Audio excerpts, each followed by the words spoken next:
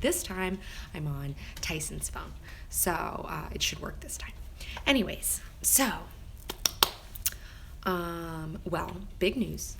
Today, I finished ordering, hey Beans, I finished ordering everything for the Watchmen box. Me and my girl Kelsey, we were fucking working it out. I talked to PB&J, they're ordering the boxes and the poly bags and the stuff, and then we finished, like, we figured out, like, the fucking, the tassels and some other bullshit, the note card that goes in there. We finally have ordered everything, so I feel like, oh, it's like a burden lifted, you know what I'm saying? Because, like, you know, we started doing it all last week, like, it was like all last week we've been ordering stuff, and it's just like, you know, even though I have help doing it, it's just like a lot of stuff, and you're just, you know, I'm like stressing. It's like mama turtle, you know, it's like you gotta get all this stuff, and you have it come in, you just gotta make sure everything's good, because I don't want to disappoint anybody and let anybody down. And I've also been kind of like, I've had a cold, you could probably hear it a little bit still, I've had a cold, so like that was like, I was like doing all that, and I had a cold, and I was just like, it's the end of the year, I'm just kind of like fucking tired.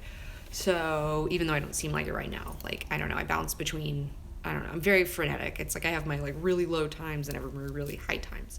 So, but I'm really excited that that's done, and now I can kind of like chill out. So that was really good. And then, yeah, things, today was really awesome. I went and finally got to see The Disaster Artist.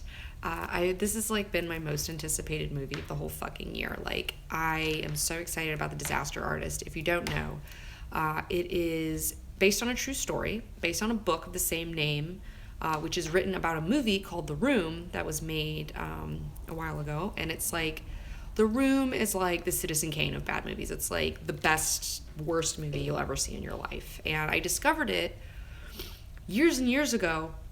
I think I was reading LA Weekly or something, and somebody was doing a write-up about it. I can't remember exactly how I found out, but like I was like, being somebody who is a really big fan of Mystery Science Theater 3000, and I just love bad movies. I was like, Tyson, you know, you gotta fucking download this movie and we gotta fucking watch it.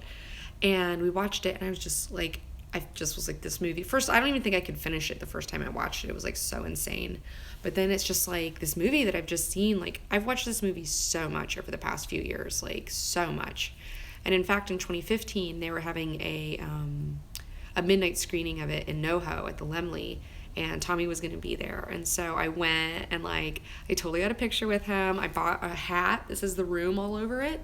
And then he gave us all footballs, like everyone in the audience got a fucking official The Room football, which, by the way, Tyson and I throw around all the time. Like, we go outside in the middle of the night a whole lot. There's a school that's like right down the street, and like we throw that fucking football back and forth. It's really fun, and I'm actually really good at throwing a football. And he likes catching it, and he likes running around, so it's good for both of us, and it's good to get outside and like be a little active. So yeah, I'm a really big fan of the movie. And then I think a few years, like 4 years ago or something, I don't remember, but Greg Sestero, who's in the movie, he plays whatever. I'm fucking freaking out right now. My brain's fried out. But he wrote a movie, he wrote a book about the making of the movie. And I remember when it came out, and I was like so fucking pumped for this book, and I immediately got it on audiobook. I would highly recommend getting the audiobook version of it, because Greg does the audio, and he does a spot-on Tommy impression. Like, he does a spot-on Tommy impression. And it was just fascinating. Like, the book was just so good. And when I heard that they were making The Disaster Artist into a movie, I was like a little scared, because I feel very protective of Tommy. I feel very protective of that weirdo. And I was really afraid that they were just gonna like make a mockery of him and just like make fun of him.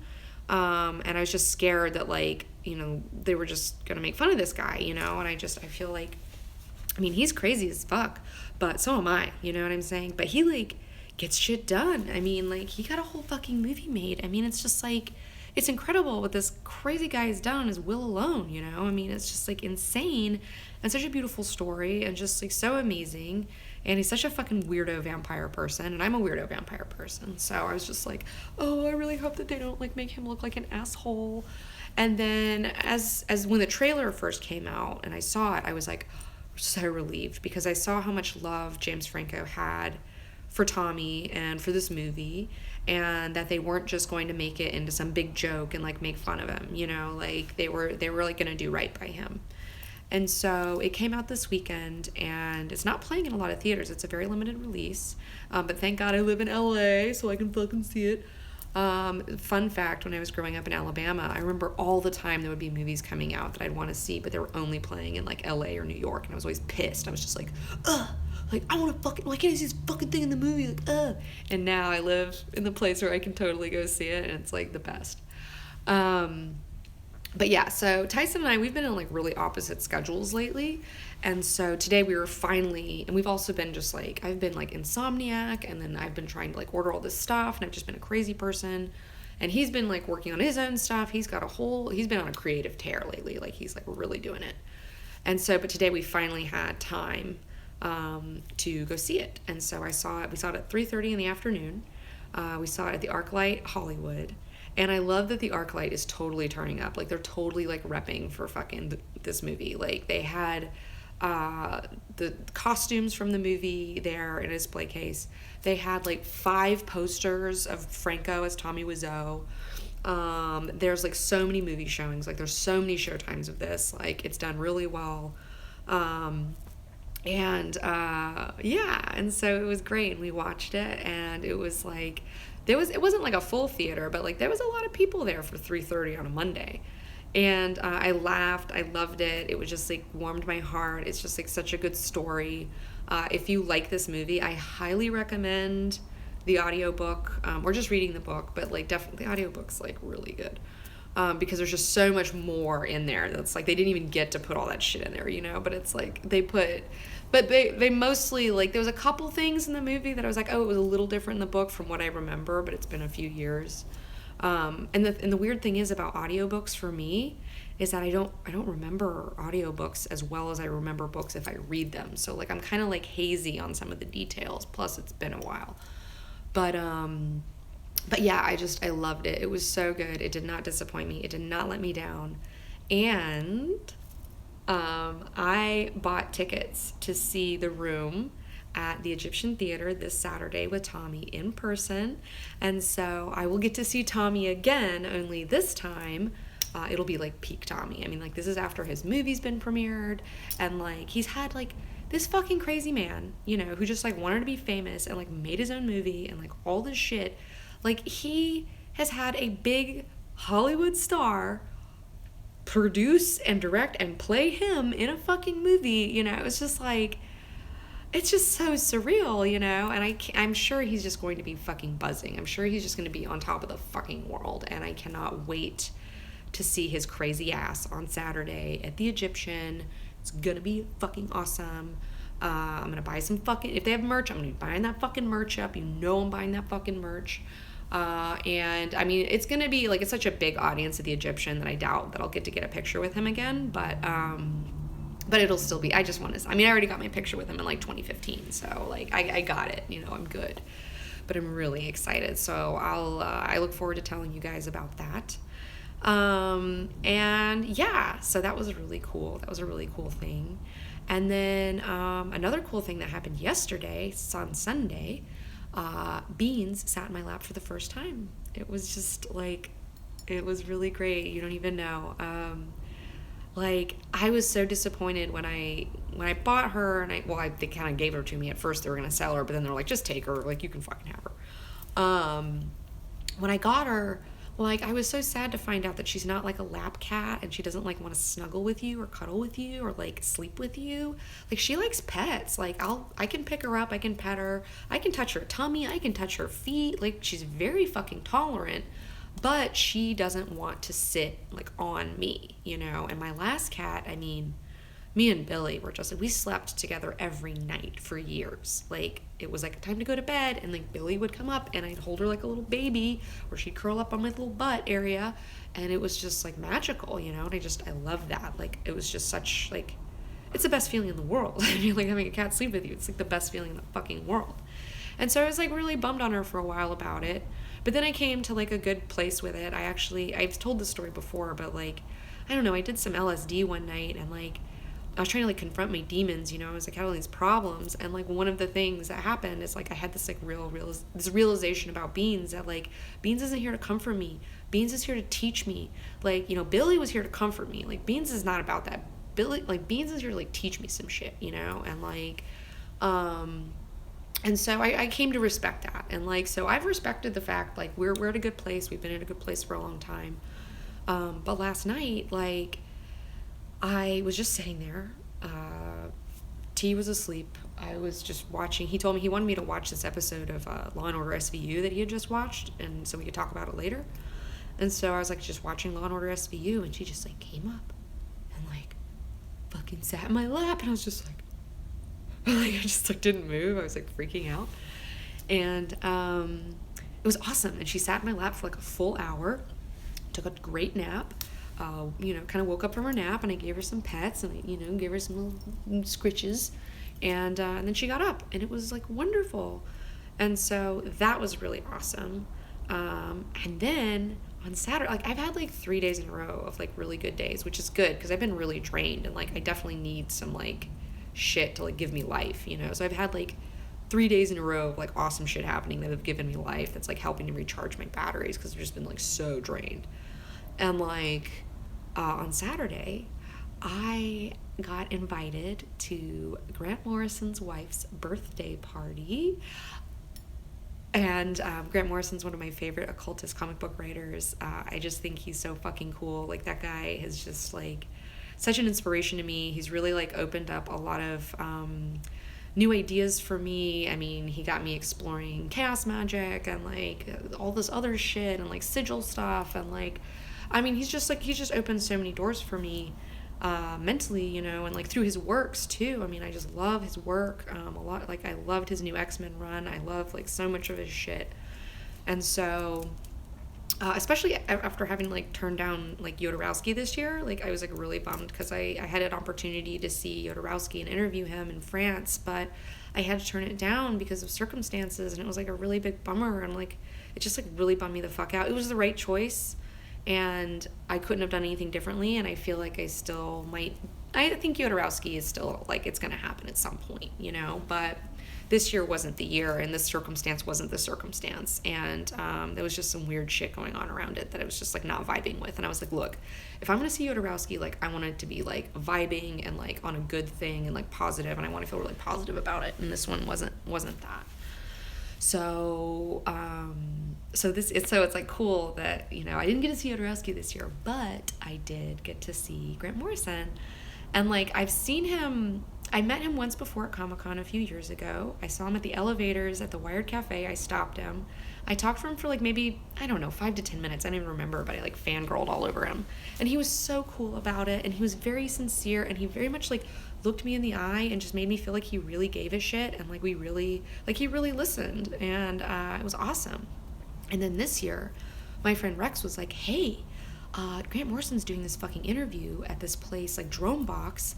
I know these dudes, like, it's gonna be a very small crowd, like, do you want to come and like fucking be there? And I was like, of course. So I showed up for that, and it was like, I don't know, maybe 10 people or less in the crowd while this girl was interviewing him. And I was just like that night I was also really drained, and afterwards, like, I had the opportunity to go up and talk to him, but like, I don't know, I just felt like everybody was vying for his attention. And like, I don't know, I just was like drained, and like I just wanted to play it cool, like I didn't want to be like, oh, I'm so desperate to talk to you, like, I don't know, I was like trying to play it cool. So I had a chance to kind of talk to him one-on-one, but I really didn't take it because I just didn't want to fight with everybody else for his attention.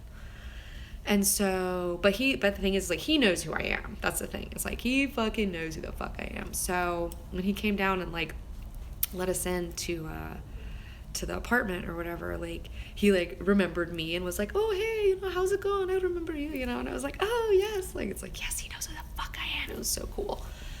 And yeah, and I got to go upstairs. I got to go to his apartment. There was a bunch of other awesome people at this party. It was such a weird fucking group of people. It was such a weird group of people. It was amazing. It was just like, oh, so good. Like, some people I already kind of knew. like kind of outliers that like, oh, I work for fucking Dark Dunes and I know people, like I know like that shit. And I was like, oh, that's awesome. So I had good conversations.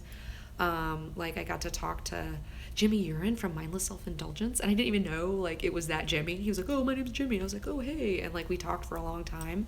And that was fucking awesome. And then like I smoked weed with Gerard Way from the fucking My Chemical Romance, and he also writes Umbrella Academy. And I got to talk to like Grant. Like I got to have like a real fucking discussion with him one-on-one at his fucking house on the balcony, just me and him. He came up to me and he was like, he's like, I mean, he's a weirdo. Like, I'm a weirdo. Like, so it's like, I vibe with other weirdos because I'm a fucking crazy person. He's a crazy person. And he came up and he was just like, boys are dying. Boys are dying. Like, sperm counts are low. Like, all this shit. And, like, I know that's a crazy fucking statement. Like, boys are dying. Like, most people be like, what the fuck are you talking about? But, like, I 100% understand exactly what he meant. And I was like, I know. And, like, I was just like, I love boys. Like, I'm so sad. Like gender right now, it's like, I feel like, you know, the female gender has kind of like been like attacked and like degraded and like fucked up, and like now it's like the masculine energy's turn to be like degraded and fucked up, you know, and just like it's such a fucking mixed bag of nuts right now. I mean, like we talked about how like the left is anti-sex and the right is supporting like pedophiles, you know, and you're just like, what the fuck is happening? You know, we were just like, it's so crazy, oh my god, you know, and we commiserated about like the insanity that's going on around us right now. And another thing that was really amazing is we started talking about glamour, like the idea of glamour, and how he's just like, I love glamour, and I was like, I do too. And we're both like talking about how like you're not supposed to love glamour, like you're not, like it's just like, because it's bullshit, you know, it's like it's an illusion, like glamour is an illusion, you know, but it's just like fucking awesome, and like we just both love it. We both were like just again commiserating on about like how much we love glamour, but how much like it's awful to do that, you know. And I was just like, I love my hair, I don't want to give up my hair, like I love my pants. Like he's like, I know, I like to, you know, like we were talking about all our fashion shit.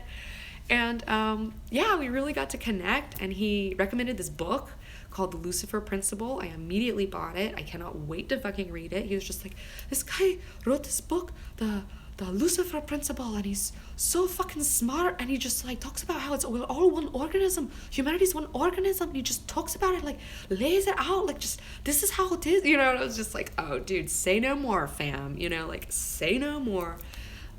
We talked about like just, I don't even remember half of it because I was just like so fucking jazzed. Like I was just so fucking jazzed. At one point he was doing impressions for me. I heard that he does impressions of like a New Yorker and like other shit. So I was like, I heard you do impressions. And then like he was like, you do an impression, do a Scottish impression. And I was like trying to do it, and I was like totally fucking up because I was like on the spot and like nervous. But then like he was like, you got to like flatten the vowels, and like I just like we kept like he kept saying the same things, and I would say the same thing back to him until I was like totally like repeating it and like getting it right.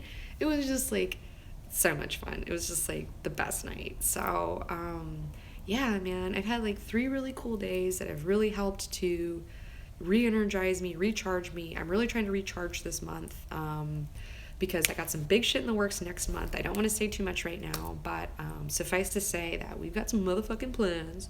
And yeah, so yeah, I just want to let you guys know. I know I haven't been on here in a while because I've just, like I said, I've just been a fucking mess, dude. I've been such a mess, but I'm starting to feel a little better. I'm getting a little excited. I'll totally be checking in and letting you guys know what goes on with the room screening on Saturday. I can't wait. It should be really good. I'm looking forward to seeing The Shape of Water. I'm going to check that out at some point. And yeah, and thank you everyone who has supported the Watchmen Box and Watchmen Club. Like I said, everything's fucking ordered as of today. I feel so fucking good about it. The next step is just like waiting for everything to come in. And once it comes in, like once the books come in, then I'm going to go in and sign them all, and then my people at my fucking distribution company are going to kit and ship them. I'm trying to get everything shipped out by the end of the month.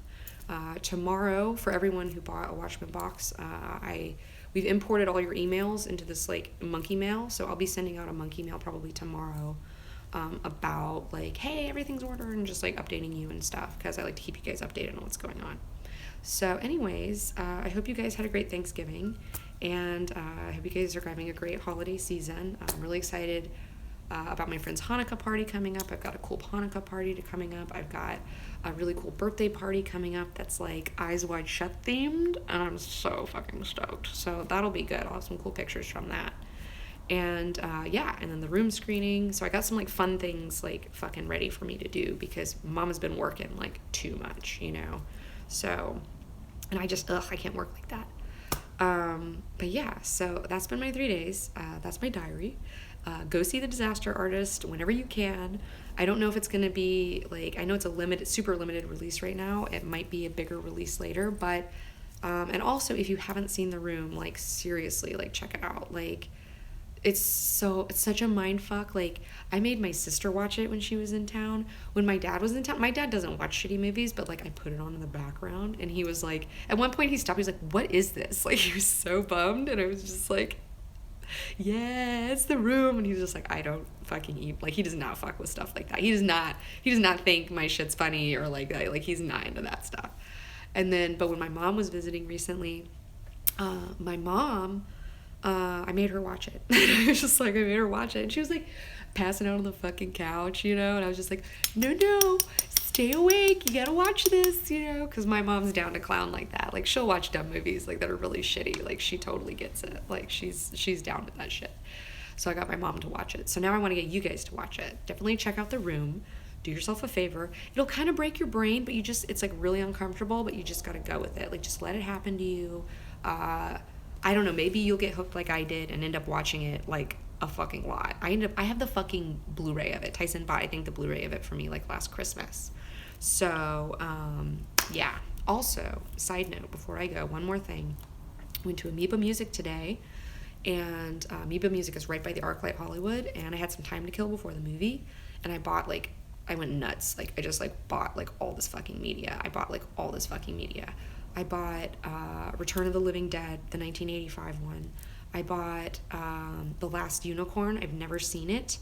I can't wait to watch it. I've had several people tell me that, like, you have to watch this, so I'm finally going to do it. I bought the Lego Batman movie.